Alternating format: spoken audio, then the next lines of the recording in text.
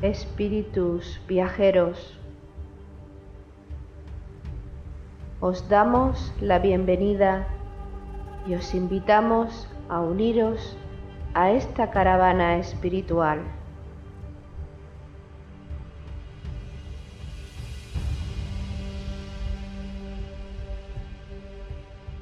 Recorreremos los áridos desiertos de nuestro egoísmo personal.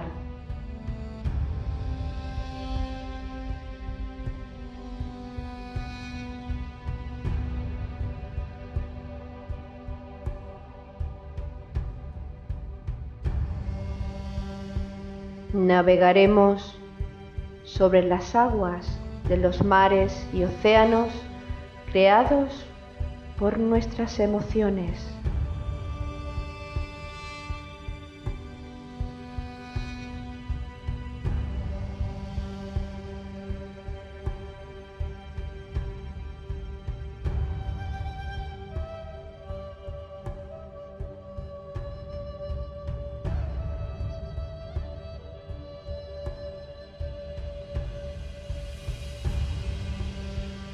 Caminaremos por los fértiles valles de nuestro despertar espiritual.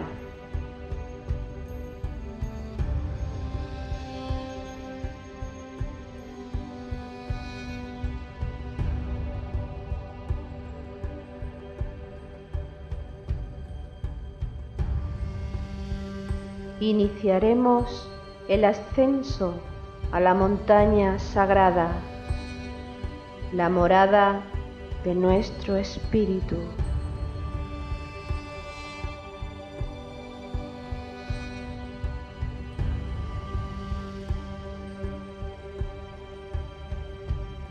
Espíritu viajero, si sientes la llamada de tu corazón deseoso, únete a nuestra caravana hacia Shambhala con alegría y gozo.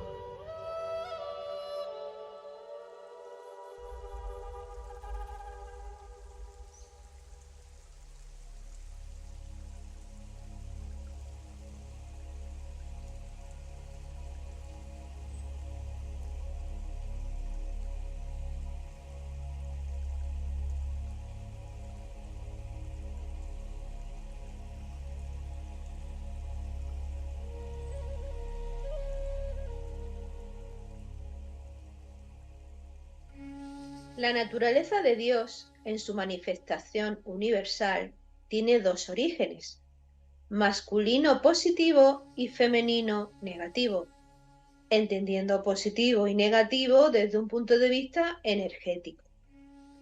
El origen masculino está asociado al espíritu, al pensamiento que idea la forma arquetípica y su desarrollo. El origen femenino está asociado al seno materno, la matriz, el sagrado crisol donde se crea la vida.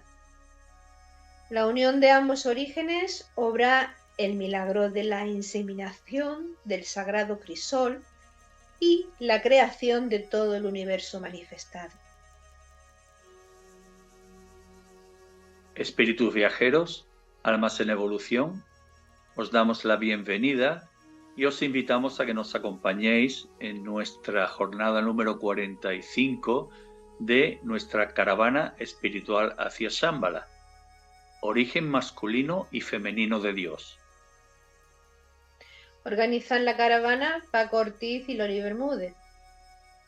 Nos acompaña durante la marcha la creatividad musical de Jesús Aragón y Juan Carlos García.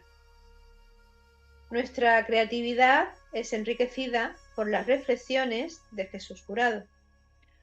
Jesús, buenas tardes, bien hallado. Hola, buenas tardes, bien hallados todos. Un tema muy interesante, además estamos en la edición, en la etapa 45 de Caravana. Y el tema es el origen masculino y femenino de Dios. El tema de la creación y la dualidad. Dualidad que hay que remarcar que solamente existe en la conciencia humana, que no ha alcanzado todavía una etapa iniciática. Cuando alcancemos esa etapa veremos que no hay tal dualidad. Dios es uno.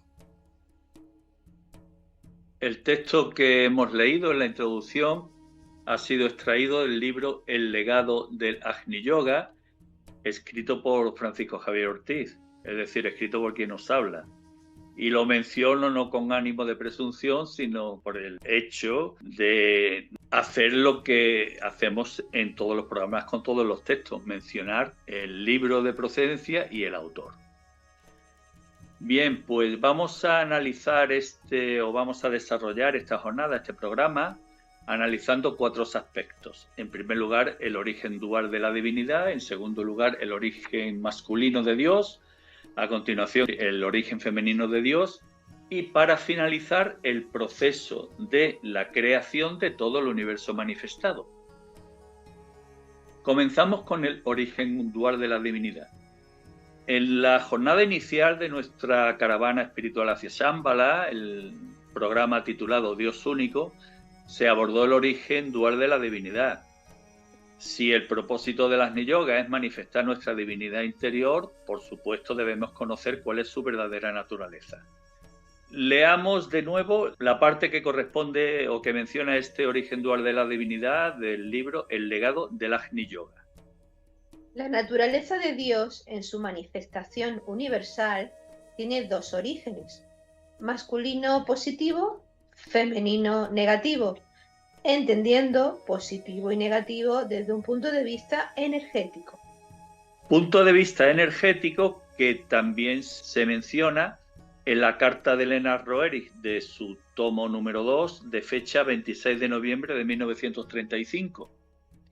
La polaridad no puede desaparecer, pues toda la existencia se fundamenta en la polaridad y el fuego.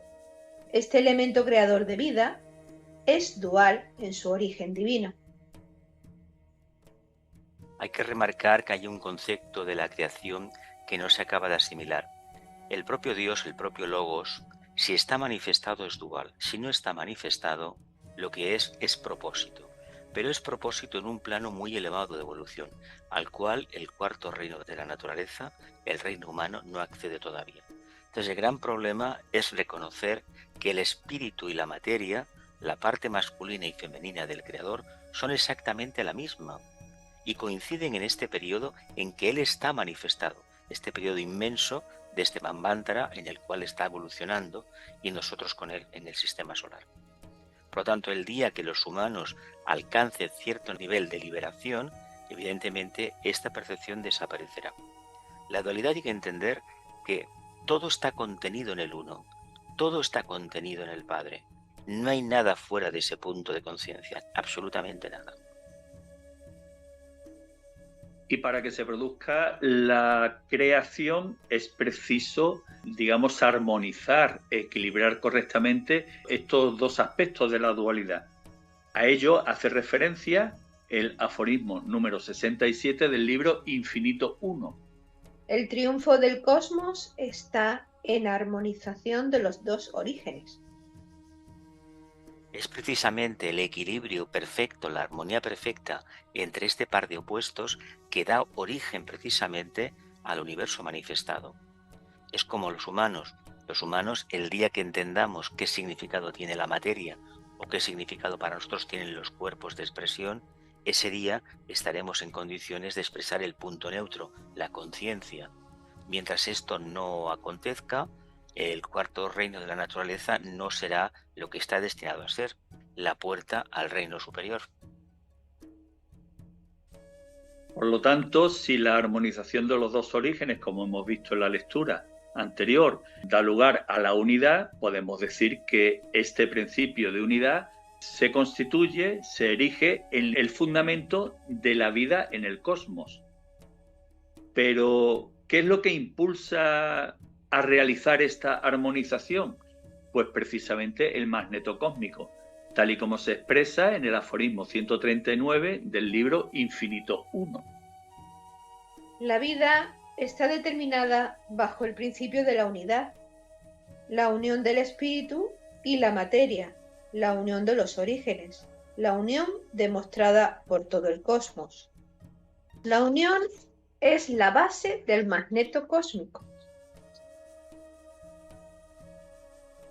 Hay un largo proceso desde el momento exacto de la manifestación hasta que ésta culmina, que se está buscando la síntesis. Y la síntesis pasa primero por expresar una completa dualidad y al final limar tanto los aspectos de la materia que al final ésta tenga la característica del espíritu, teniendo en cuenta que están en dimensiones muy diferentes. Pero si conseguimos divinizar, como se suele decir, la vida diaria, primeramente nuestros pensamientos, nuestras emociones, poco a poco iremos transmutando, transformando y transfigurando la materia densa. El cosmos manifestado es la materialización de la vida concebida por el Creador. Se desconoce su origen y también se desconoce su final. Por eso decimos que el cosmos es infinito, es inabarcable. De hecho, no tenemos una percepción clara de lo que es. Es tan grande que no podemos llegar ni a imaginarlo. Claro. Y además de su inmensidad inconcebible para la mente humana, toda esta creación sigue un proceso lógico, un proceso concebido precisamente en la mente del Creador. Este proceso consiste en la repetición de modo continuado de la creación de vida y la destrucción de vida. Si la unión de los dos orígenes es la creadora de vida, pues precisamente la desunión entre los orígenes se erige en la destrucción de la vida. ¿Pero por qué? ¿Para qué motivo? Pues precisamente para dar paso a una nueva creación de vida. Y esto es expresado en el aforismo 268 del libro Infinito 1. Donde los orígenes se ignoran, prevalece la destrucción. ¿Dónde está el fin y dónde el comienzo? En cuanto a esta fórmula podemos concluir: está en la cadena interminable de la armonía. Nosotros los humanos le prestamos mucha importancia al aspecto forma. Por ejemplo, cuando hay una guerra en el mundo, que cada día vemos por las noticias que hay guerras en varias partes del mundo y otras que no conocemos, nos da mucho miedo lo que decimos abiertamente, la destrucción y sobre todo lo que entendemos por la pérdida de vidas humanas. Hay que decir una cosa: solamente se pierde la capacidad de estar encarnados. El alma, la conciencia, el espíritu no se destruye con una guerra. Lo que se destruye es los vehículos por donde las conciencias se expresan, las almas se expresan. Y sobre todo esto nos genera miedo, y este miedo es utilizado por la parte oscura, la parte más densa y negativa de la materia, para tenernos atemorizados y esclavizados.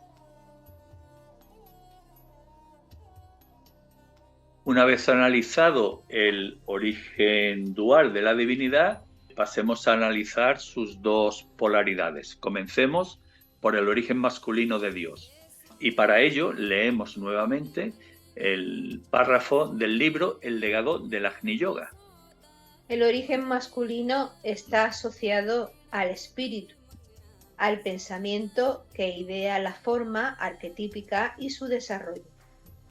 Aquí se menciona la palabra espíritu, pero esta palabra espíritu no debemos entenderla como normalmente se concibe el espíritu por la mayoría de los seres humanos, es decir, por un ser humano que ha desencarnado. No, este espíritu es otra cosa. Pero esta otra cosa, a través del estudio, podríamos deducir que es el nombre que se da al desarrollo de la chispa divina en un determinado momento. Podemos afirmar, Jesús, que las expresiones o las palabras alma, espíritu, tríada espiritual, mónada, son expresiones que determinan el grado de manifestación de la chispa divina, de la chispa que emanó del Creador. Son expresiones que en tiempo y espacio nos pueden explicar exactamente qué es. De todas maneras, insisto, que hasta que no tengamos una percepción mucho más elevada que la que tenemos ahora, basada en los 5 sentidos y a lo mejor un poquito de intuición, no vamos a percibir del todo este potencial. Se dice que cuando la humanidad alcance un grado de armonía, no de equilibrio, armonía, que eso todavía va a costar bastante, realmente en ese momento habrá una precipitación espiritual más elevada, es decir, una manifestación del arquetipo del Creador, que básicamente es voluntad, actividad inteligente, buena voluntad y sobre todo el cumplimiento del propósito. Pero todo esto de la resolución de la dualidad entre la parte masculina y femenina se resuelve mediante la actividad. De ahí que la interacción ha de ser correcta por parte de los humanos. Se ha de trabajar en lo que sea, utilizando la cabeza, las manos, los pies, todos los vehículos de la personalidad también. ¿Con qué finalidad? Hacer que la parte masculina, el espíritu, acabe divinizando toda la materia. Puesto que el origen masculino está asociado al espíritu, podemos afirmar que el ser humano que manifiesta su espíritu es un ser creador. Del mismo modo, podemos decir también que cósmicamente un ser consciente, es decir, un ser que manifiesta plena y conscientemente su espíritu, también es un ser creador. Esto lo leemos en el aforismo 21 del libro Infinito 2. El potencial del espíritu de nuestros hermanos abarca en sí energías idénticas a las del cosmos. Cuando nosotros nos esforzamos hacia la evolución, se podría decir que las corrientes del cosmos traen corrientes idénticas. De hecho, nosotros al hablar de hermanos, siempre incluimos a las hermanas por igual. Sí, de hecho la expresión genérica pues incluye la parte masculina y la parte femenina, teniendo en cuenta que se hablan de cosas distintas. Una cosa es la raza humana dividida en dos polaridades, masculino-femenino, pero que en el fondo tendríamos que ver que es una nada más. El alma, la conciencia no tiene sexo, no tiene esa particularidad, el espíritu menos. Lo que sucede es que en los planos de manifestación se adopta esa postura, esa evolución así, para encontrar la síntesis. Conociendo la historia oculta del planeta, se sabe que en la raza Lemur hubo una división de sexos. Se separó una parte de la otra, con la finalidad de que en la búsqueda de la polaridad complementaria se utilizara la energía de la integración, la energía del amor, la energía de una armonía extrema, que es lo que realmente la humanidad debe demostrar con el tiempo. Pues analicemos ahora el origen femenino de Dios. Leemos nuevamente la introducción del libro El legado del Agni Yoga. El origen femenino está asociado al seno materno, la matriz, el sagrado crisol donde se crea la vida. A este seno materno, a esta matriz cósmica, a este sagrado crisol, se le denomina en la enseñanza del Agni Yoga el origen femenino de Dios, la madre del mundo. Para analizar qué significa este concepto de la madre del mundo, lo vamos a hacer desde diferentes vertientes. La primera de ellas es analizando el aspecto cósmico de la madre del mundo.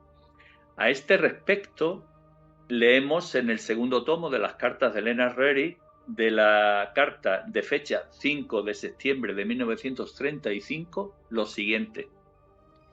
Todo principio cósmico o manifestación tiene sus reflejos o encarnaciones sobre la Tierra. Por lo tanto, la madre del mundo, cuando se considera en su aspecto cósmico, es Mula Prakriti, la única, la toda abarcadora, la toda engendradora. Es un concepto parecido a la idea esotérica de la Virgen María, del Espíritu Santo, la parte femenina del Creador, la materia, entendida por materia, aquella capacidad que tiene el Logos solar, el Dios, precisamente de manifestar luz, amor y voluntad al bien, expresándose en planos más densificados. Él evolucionan las mónadas y, por supuesto, toda la raza humana, con todo el conglomerado de reinos humanos y reinos superhumanos. Todo evoluciona. Todo lo que revista un cuerpo densificado o un cuerpo de manifestación, nosotros hablamos siempre de densificado en los planos karmáticos humanos, el físico etérico, el emocional y el mental concreto. Pero los planos superiores, hasta llegar a la mónada, están construidos con materia, una materia muy sutil, muy refinada. Por lo tanto, de mónada para abajo, siempre, o de espíritu para abajo, siempre habrá vehículos periódicos de expresión. Aunque cuando se habla de periódicos, es decir, eventuales, no es lo mismo el parangón con los vehículos que utiliza la personalidad, que tienen unos años de vida y se acabó. Otro nombre con el que se menciona a la Madre del Mundo desde el punto de vista cósmico es materia lúcida. Y al respecto, el aforismo 52 del libro Infinito 1 nos dice lo siguiente. Usted hace bien en nombrar materia lúcida a la Gran Madre del Mundo. Usted tiene razón al llamar materia lúcida al amor cósmico. Ciertamente, el universo está tejido con el ovillo de lúcida y la palanca del amor. Si pudiésemos ver la materia con una visión clarividente profunda, nos daríamos cuenta cómo vibran las partículas, cómo vibran los átomos. Es lo mismo que la vida en el planeta Tierra. Veríamos la reacción de los aminoácidos, esos conglomerados de células, y cómo al final todo eso obedece a un propósito: crear un aspecto, una forma, para que una entidad pueda evolucionar. Nosotros estamos constituidos por millones de esas entidades dentro de nuestros vehículos. Sin embargo, no nos damos cuenta, pero todo lo que nos envuelve es una creación activa, una legión inmensa de ángeles, de devas, que están construyendo formas para que los humanos evolucionen. El pensamiento, cuando nosotros activamos el pensamiento positivo, hay unos ángeles que construyen esa forma. Mientras estemos en esta actual etapa evolutiva, necesitaremos del concurso del reino débico, reino angélico. Antes, Jesús, hiciste mención a la identificación de la Madre del Mundo con el Espíritu Santo. Y esto es precisamente lo que expresa el aforismo 1 de Hojas del Jardín de Moria 1, la llamada. Múltiples mundos habitan en la morada del Todopoderoso, y por todas partes se remonta el Espíritu Santo. Qué paloma más bonita, ¿no? El Espíritu Santo. Sí, la verdad es que sí, que han corrido ríos de tinta, pero en realidad lo que se está diciendo es lo mismo. Es como, por ejemplo, llamarle a la Virgen María la Madre de Dios. Bueno, aquí en catalán es la Virgen, no decimos tanto Santa María, sino Mare de Déu, Madre de Dios. ¿Por qué? Porque en realidad la idea de Dios no la podemos percibir todavía si no es a través de la materia. De todas formas, hay que decir lo siguiente: es el tema clásico de siempre, el Dios inmanente, ese que está dentro de mí, y ese otro Dios que es el mismo que está dentro de la creación. Es decir, el planeta Tierra, si se mira bien, es una obra maravillosa, una creación maravillosa, y dentro hay una grandísima conciencia que es Dios. Lo podemos entender como que ese Dios está dentro de nosotros o que está en lo manifestado. Es el mismo. Lo que sucede es que no entendemos esa síntesis, esa relación sintética que tenemos con él, porque todavía no somos conscientes del potencial que tiene. Una vez analizado el aspecto cósmico de la Madre del Mundo, analicemos a continuación su aspecto terrestre.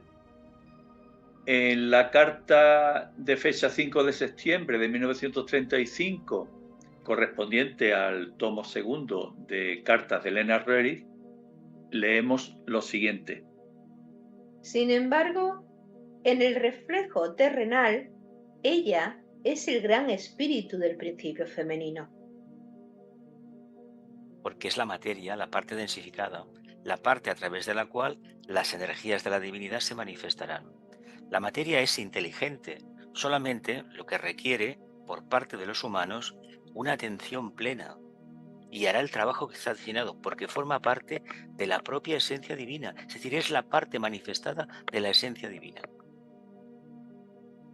Precisamente esta parte manifestada de la esencia divina en el ser humano nos convierte en creadores. Por eso, en el aforismo 38 del libro Mundo Ardiente 1, leemos: La Madre del Mundo es la gran fuerza creadora de nuestro ser. Sí, es una forma de decir, este espíritu planetario, materia, es precisamente el que nos nutre y nos lo da todo. Eso se dice que el planeta Tierra produce alimento para todos sus hijos, por supuesto, pero no para acapararlo. Si lo miramos inteligentemente, la naturaleza nos provee de todo aquello que necesitamos para vivir, no para acaparar. Es como el maná, Dios cada día su energía, ese prana que es lo que nos alimenta y nos nutre, pero no lo podemos acaparar. Hemos de utilizar el necesario y nada más. Todavía esto no lo hemos entendido en amplia escala. Tanto no lo hemos entendido que consideramos a la Madre del Mundo, a la Virgen María, al Espíritu Santo, como querramos llamarlo, como un símbolo. Y no es un símbolo, es una realidad. Por eso, en el aforismo 220 del libro Hojas del Jardín de Moria II, Iluminación, leemos: La única madre de ambos señores no es un símbolo, sino una gran manifestación del origen femenino, en donde se revela la madre espiritual de Cristo y de Buda.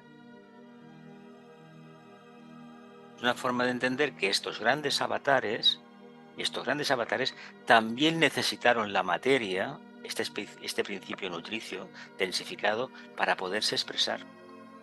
Y que el propio Logos, si no fuera por su creación, Logos solar del sistema solar, no podría manifestarse.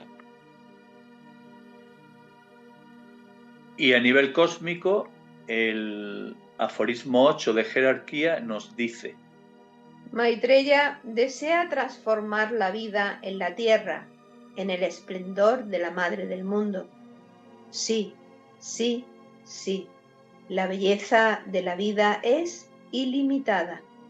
Y he mencionado al comienzo de la lectura a nivel cósmico porque desde la lectura se deduce que el gran propósito de los grandes seres aquí en la Tierra es convertir a la Tierra precisamente en el mejor reflejo de lo mejor del cosmos. Exactamente, es decir, convertir al planeta en sagrado implica que las conciencias de las entidades que están aquí en el, sobre todo el reino humano, alcance un nivel de irradiación considerable. Si nosotros cambiamos la forma de pensar, estamos cambiando la polaridad de la materia de nuestro vehículo físico-etérico, emocional y mental concreto. Si este cambio se realiza y nos vamos acercando al alma o al espíritu, a la mónada, no importa el nombre, automáticamente la vamos a utilizar de tal manera que al final vamos a prescindir de la materia. Es decir, romperemos la conexión por evolución, alcanzaremos la cuarta iniciación edad y ya tendremos un vehículo creado de forma artificial, no sometido a la ley del karma, a los átomos permanentes. La enseñanza del Agni Yoga hace una bella alusión a la veneración que los grandes seres que constituyen la jerarquía espiritual planetaria, la jerarquía de la luz, sienten hacia la Madre del Mundo. Lo leemos en el aforismo 23 del libro Jerarquía. Para ti, Madre del Mundo, se hace manifiesta la ley de la existencia. A ti, soberana, nosotros los hermanos de la humanidad te veneramos. A ti, a ti, a ti. Así gobierna el mundo el corazón unificado. Sí, sí, sí. Este aforismo llama la atención, a mí me llama la atención, la expresión se hace manifiesta la ley de la existencia, es decir, la ley del ser, la ley del espíritu manifestado. ¿Y quiénes son quienes manifiestan plenamente la divinidad interior? Pues los seres de la jerarquía. Por eso los seres de la jerarquía veneran a la Madre del Mundo. Sin la materia, el aspecto materia, no hay evolución. Es decir, cuando uno es muy místico, muy devoto, prescinde de todo lo material porque considera que es impuro y se focaliza en algo que no existe. Cualquier manifestación que haya por debajo de la mónada del espíritu, prácticamente, es un grado u otro de materia. Pero tengamos en cuenta que nosotros llamamos materia lo densificado, una piedra o un mineral. No, todo lo que tenemos alrededor, el propio planeta lo es, tanto las partes visibles como las que no son. ¿Por qué? Porque tiene fecha de caducidad. Se ha creado una condición que sirva de alojamiento a una gran conciencia y una evolución que le acompaña. Y se utilizará durante un periodo de tiempo muy largo, eones. Cuando llegue el momento se destruirá y se construirá otro. Y esta veneración mencionada prosigue en el aforismo del siguiente modo. Madre, venerada por los señores, nosotros llevamos en nuestro corazón el fuego de tu amor. En tu corazón vive el ordenado rayo. En tu corazón es concebida la vida y nosotros afirmaremos el rayo de la soberana. Sí, sí, sí. Esta expresión, nosotros afirmaremos el rayo de la soberana, es muy significativo porque nos viene a indicar que los seres de la jerarquía serán y son los ejecutores del plan de Dios en la tierra. Y no solamente la jerarquía ayuda, pero a quienes les corresponde también trabajar es a los seres humanos. No olvidemos que la jerarquía está ahí para influenciar el quinto reino, influenciar en el cuarto reino, que es el reino humano.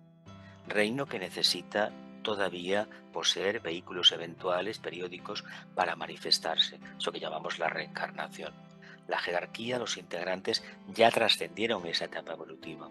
Por lo tanto, una parte de la materia primigenia del planeta ha sido transmutada.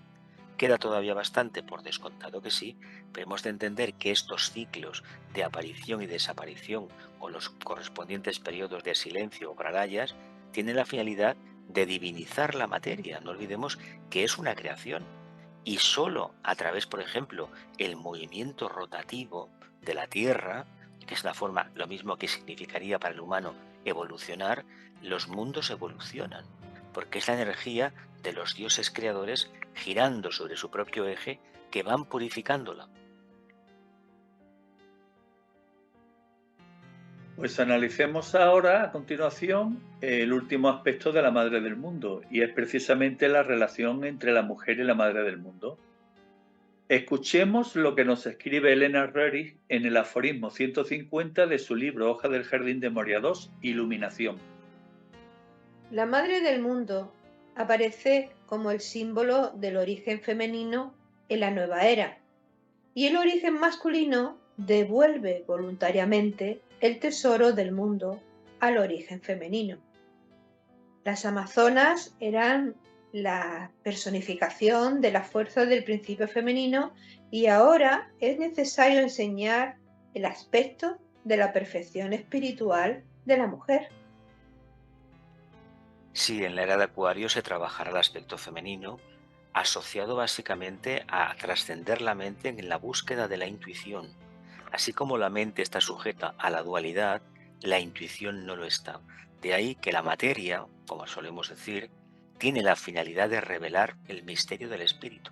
Lo que sucede es que hoy por hoy la materia es la cárcel del espíritu, pero es por la actitud errónea, involutiva todavía de una gran parte de la familia humana. Para entender un poco mejor esta relación entre la mujer y la Madre del Mundo, pues qué mejor que conocer la opinión de una mujer. Y Loli, tú eres la que está más cerca. Así es que te toca preguntarlo. Te toca que responder a las preguntas, lo siento. Vamos a ver. ¿Debería forzarse la mujer por ser un reflejo de la Madre del Mundo? ¿Tú qué opinas? Hombre, por supuesto que sí. Yo creo que la misión de las mujeres es ser ese reflejo. Y bueno, y sobre todo es un honor tener esa oportunidad como mujeres. Y de modo práctico, Jesús, y de modo práctico, ¿qué supondría o qué supone este esfuerzo en la vida diaria? Pues mira, de modo práctico, ese esfuerzo pasa por instruirnos a nivel espiritual, pero de verdad, de trabajar nuestra personalidad y superarnos cada día en todo lo que hacemos y podemos. Y aparte está el aspecto amor, por ejemplo, el aspecto ternura. Y qué más amor que el hecho de gestar una vida y lanzarla al mundo como una oportunidad de evolución. En definitiva, lo femenino bien entendido. Claro, bien entendido. Sí, porque además la mujer tiene la potestad de vivir el tema de la concepción, precisamente el nacimiento de una nueva vida. Quiere Claro. decir ni más ni menos que el espíritu, la parte positiva, utiliza la parte negativa, su proyección densificada, para reproducirse, en el sentido de que no podemos tener una conciencia nueva si no es precisamente a través de renacer, de volver otra vez al origen. Ese es el gran problema que la familia humana no entiende. Además, hay que decir que el papel de la mujer en la historia, ya sabéis que ha sido secundario. Y es una pena.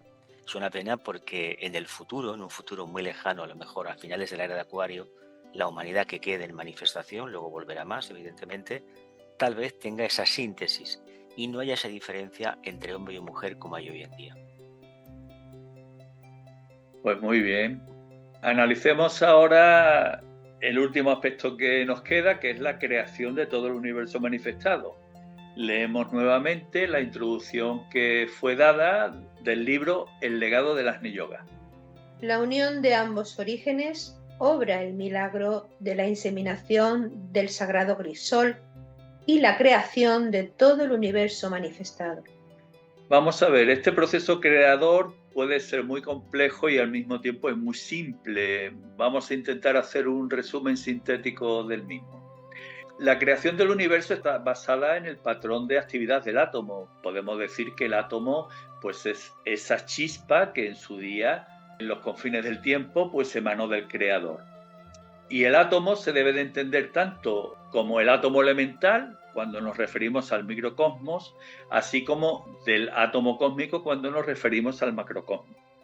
¿Qué misión tiene el átomo? Pues ser una manifestación material de vida. ¿Cómo lo hace? Pues mediante su activación por la psicovida. Respecto a la psicovida, es importante recurrir a la RAE, a la Real Academia Española, que define psique como alma y al mismo tiempo define psique como actividad mental y alma. ¿Qué quiere decir esto? Pues que la palabra psicovida lo que está diciendo es la actividad mental del alma, nos está refiriendo a ella. Por lo tanto, la actividad mental del alma activa el átomo. ¿Para qué? Pues para que el átomo vaya desarrollando un proceso infinito de diferenciaciones, pruebas y uniones entre átomos para formar formas complejas y llegar incluso a formas conscientes, en definitiva para evolucionar. Y ya, como último, mencionar qué es lo que impulsa este proceso. Pues ya hemos hecho referencia, precisamente el magneto cósmico, que es el generador de las fuerzas psicodinámicas. Y todo esto, esta síntesis, se puede, digamos, esbozar en base a lo que nos escribe Elena Röhrig en el aforismo 66 del libro Infinito 1. El macrocosmos y el microcosmos tienen sus fundamentos, o mejor dicho, como fundamento común, el átomo cósmico. Las energías separadoras y unificadoras son una y la misma, pero la fuerza psicodinámica las une materialmente. Esta es la ley eterna del infinito: diferenciación, pruebas mutuas y el ensamblaje eterno de los átomos desunidos que llevan las manifestaciones de los orígenes. Se trata de la vivencia de la dualidad, es decir, como polaridades masculinas y femeninas, hasta que llegue un momento que por evolución planetaria y de la conciencia logoica volvamos a ser seres, en el fondo, andróginos, los divinos hermafroditas, que en realidad es el arquetipo que presenta el ángel solar. Pero como eso está muy lejano para nosotros, de momento no podemos hacer ninguna manipulación del tipo que sea para encontrar seres andróginos, sino que hemos de vivir la dualidad que karmáticamente nos corresponde con alegría, como una capacidad clara como almas encarnadas, como mónadas en evolución en la materia, de alcanzar el arquetipo del Creador.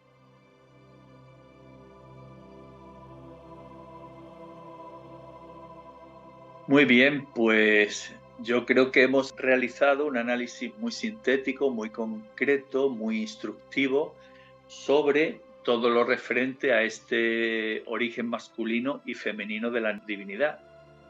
Hemos finalizado este análisis justo cuando hemos llegado al campamento que gustosamente y amorosamente nos han organizado los expedicionarios que nos acompañan. Y bueno, es el momento de reunirnos nuevamente en torno al fuego y realizar una última reflexión, un último análisis. Es algo interesante tener en cuenta la relación que hay entre el espíritu y la materia, entre lo masculino y lo femenino, pero que tengamos en cuenta que esa dualidad no puede hacernos perder lo que existe detrás de ello, una síntesis.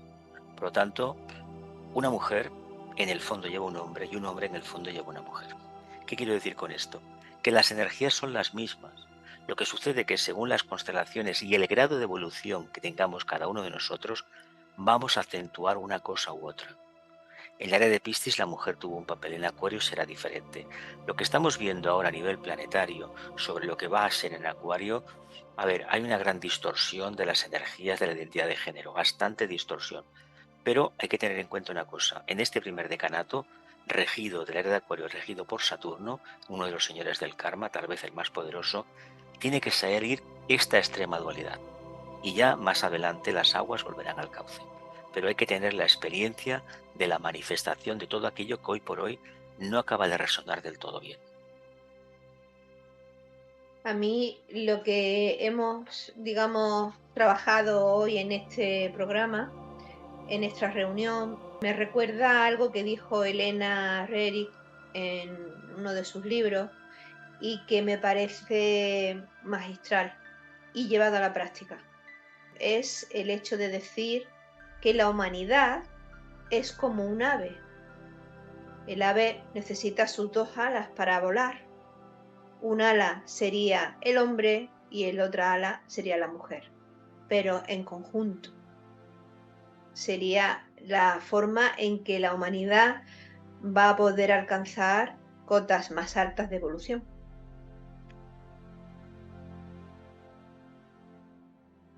Comprender los aspectos masculino y femenino de la divinidad realmente es complejo. Así como es complejo pensar en el ser humano como un ser que manifiesta conscientemente su divinidad interior.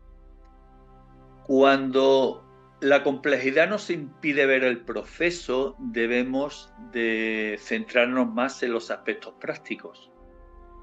¿Qué aspecto práctico o a qué simbolismo nos podríamos aferrar para comprender esta abstracción? Pues creo que la enseñanza del Agni Yoga, a través de Nicholas Roerich, nos dejó el símbolo de la bandera de la paz.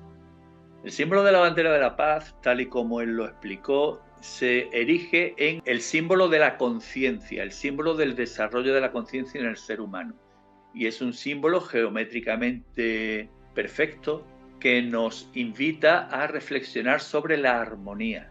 Y la armonía en los tres vehículos de expresión que tenemos. Por eso sus tres esferas formando un triángulo. No, un círculo. Ah, bueno, sí, el triángulo. Las tres esferas forman un triángulo que está encerrado en un círculo. ¿Qué nos dice el símbolo? Que tiene que existir armonía entre nuestros vehículos de expresión, que se manifiestan a través de nuestro pensamiento, de nuestra palabra y de nuestra acción. Cuando tratamos de interiorizar el símbolo de bandera de la paz y de manifestarlo, vamos despertando nuestra alma, vamos despertando nuestro espíritu, vamos manifestando progresivamente nuestra divinidad. Y en definitiva nos vamos acercando a la iniciación de la iluminación o transfiguración que nos permitirá ponernos en disposición de recorrer el sendero del Agni Yoga. Espíritus viajeros, almas en evolución, la búsqueda de Dios es impulsada por nuestro espíritu. El conocimiento de su existencia, naturaleza y poder debe impulsarnos hacia el autoperfeccionamiento para ser dignos de manifestarlo. Por ello, como seres humanos que aspiramos a ser dioses, debemos postrarnos ante la Madre del Mundo e implorarle. Aforismo 38 del libro Infinito 1. Tú has morado en los cultos de los antiguos como la tierra, como el sol, como el fuego, como el aire, como el agua. Tú, la omnidadora. Tú, la omnirreveladora. Tú que has manifestado a la humanidad la gran y gozosa realización de la Madre.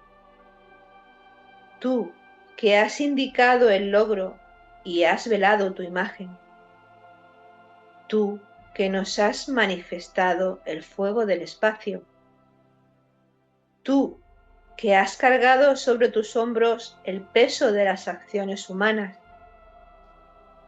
te suplicamos, devuélvenos nuestra sonrisa perdida. Concédenos el dominio del sagrado poder ardiente.